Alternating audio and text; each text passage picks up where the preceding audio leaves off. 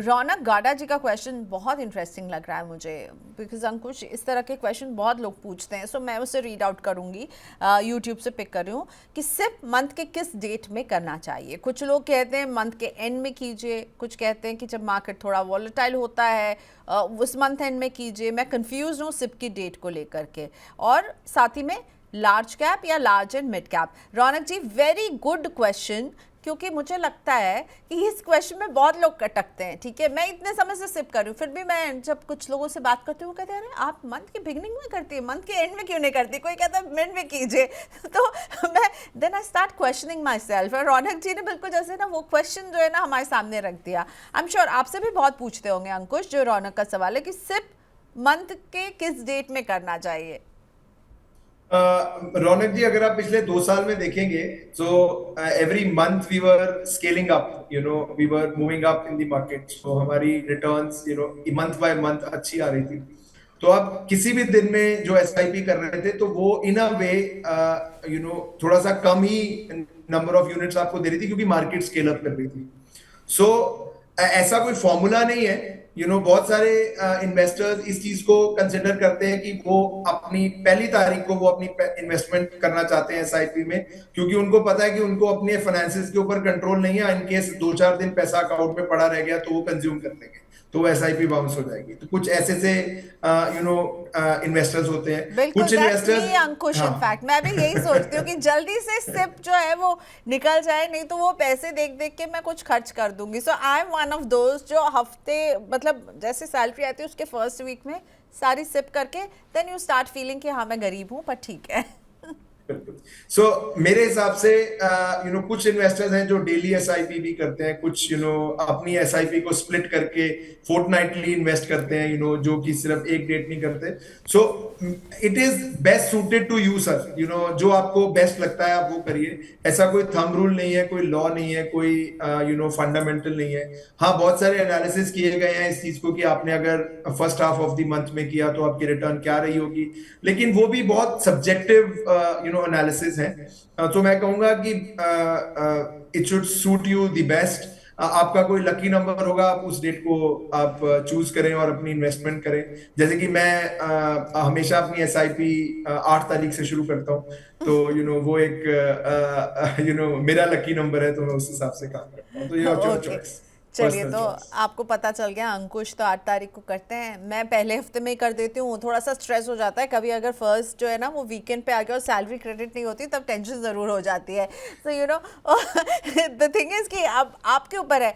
और जैसा कि अभी अंकुश ने कहा, आई अग्री अंकुश, मैं बहुत सारे रिपोर्ट्स भी देख रही थी जिसमें कंपैरिजन दिया गया और उसमें बहुत माइन्यूट सा डिफरेंस होता है कि आप कब शुरू करते हैं। लॉन्ग टर्म में जो है ना वो इतना हल्का सा डिफरेंस होता है कि वो शायद आपको पता भी नहीं चलेगा। तो रौनक जी, जो आपको बेस्ट सूटेड लगे अपने पैसों के हिसाब से, अपने फिनेंसेस के हिसाब से, उस हिसाब से आप कीजिए, इसमें कोई टेंशन ही नहीं है। ठीक है, लेकिन इस चीज को जरूर याद रखिए कि बैंक का ईसीएस बाउंस चार्ज 300 रुपए प्लस जीएसटी है।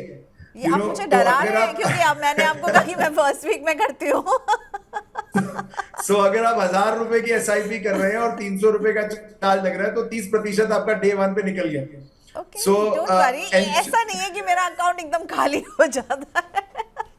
सो अगेन फॉर कंपैरिजन से, सो एसआईपी को इंश्योर करें कि जो आपको डेट कंफर्टेबल है आप उस दिन पे जाना चाहिए, बस it should okay, not be bounce.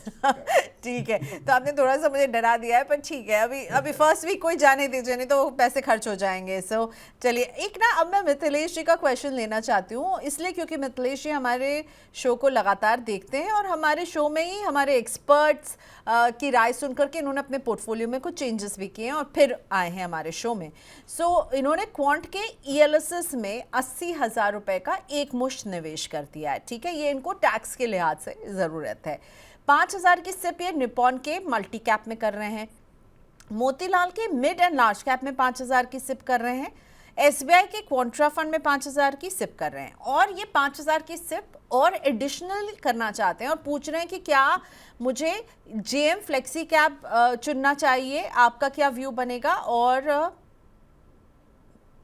GM flexi cap, हाँ, क्योंकि इन्होंने देखा कि इसमें स्मॉल कैप का कवर ज़्यादा है, इसीलिए जीएम फ्लेक्सी कैप ये चुनना चाह रहे हैं, क्योंकि इनके पोर्टफोलियो में और कोई स्मॉल कैप है नहीं इस तरह से।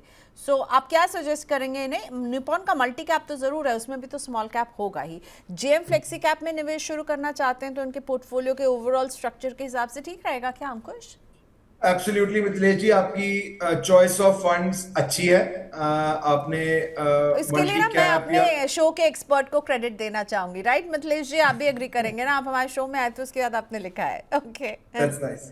सो Motilal large and mid cap, SBI Contra, आपने हर थीम को टच बेस किया है। सो फ्लेक्सी कैप की जो आपकी चॉइस है ये भी अच्छी है, you know it is the leading fund in the category, so आप इसमें ऐड कर सकते हैं। और अगर आप इसके बाद एडिशनल इन्वेस्टमेंट करेंगे तो आप एक लार्ज एंड मिड कैप या sorry you know you can add into these funds also, आपके पास तीनों चॉइसेस हैं। या you know it is good to go, JM flexi cap is fine, good, go ahead. Rajesh Tiwari ji का क्वेश्चन मैं pick कर रही हूँ। अगेन वेरी इंटरेस्टिंग, ये हमें इन्वेस्टमेंट बिहेवियर्स भी बताते हैं। सो ये कह रहे हैं कि एक सिप है जो वो 4,000 रुपए की एक सिप कर रहे हैं, ठीक है? अब इसे क्या वो स्प्लिट कर लें 2,000 की और 2 स्कीम में करें, ताकि 2 अलग अलग स्कीम इनके पोर्टफोलियो में हो जाए और ज़्यादा इनको प्रॉफिट हो सकता है क्या इस मूव से, या एक 4,000 की सिप ही काफ़ी है? बहुत ही मुझे लग रहा है Rajesh ji, it's a very good question, बहुत सारे लोग ये जानना चाहते होंगे, right Ankush? Yes absolutely, it's a very good question. अगर आप सेम कैटेगरी में उसको स्प्लिट कर देंगे तो उससे कोई डाइवर्सिफिकेशन अचीव नहीं होगी, आपको कैटेगरी भी शिफ्ट चेंज करनी चाहिए। ओके, हम आपकी आवाज़ नहीं सुन पा रहे हैं अंकुश। हेलो हेलो, हाँ अब आ गए, हाँ अब आप आ गए, म्यूट हो गया था लगता है गलती से। हाँ Yes, राजेश जी को आप जवाब दे रहे थे, 4,000 की एक सिप कर रहे हैं, स्प्लिट करें या फिर कंटिन्यू करें? सो राजेश जी, मैं ये कह रहा था कि अगर आप सेम कैटेगरी में इन्वेस्ट कर रहे हैं और 2 स्कीम्स ले लेते हैं तो उससे आपको कोई बेनिफिट अचीव नहीं हो पाएगा। वेराज अगर आप अपनी एसआईपी को स्प्लिट करना चाहते हैं तो आप कैटेगरी भी चेंज करिए। सो लेट्स से आप फ्लेक्सी कैप कैटेगरी में इन्वेस्ट कर रहे हैं और आप एक स्मॉल कैप कैटेगरी का फंड ले लीजिए, 2,000 रुपए फ्लेक्सी कैप में डालिए और 2,000 रुपए स्मॉल कैप में डालिए, तो आपको एक डाइवर्सिफिकेशन भी मिलेगी और रिटर्न पोटेंशियल भी इंक्रीज होता है उससे। ओके, सो आप कैटेगरी अगर ये बदलें तो आपको लगता है कि that would be a good idea, right? तो यानी 2 स्कीम्स रख सकते हैं आप, बस ये ध्यान रखिएगा कि कैटेगरी अलग हो। एक अगर आपने मान लीजिए यहाँ पर इंडेक्स फंड लिया है तो फिर अगली स्कीम आप एक प्रॉबेबली अ मल्टी एसेट, क्या कहेंगे आप, मल्टी एसेट का आजकल काफी बोलबाला है।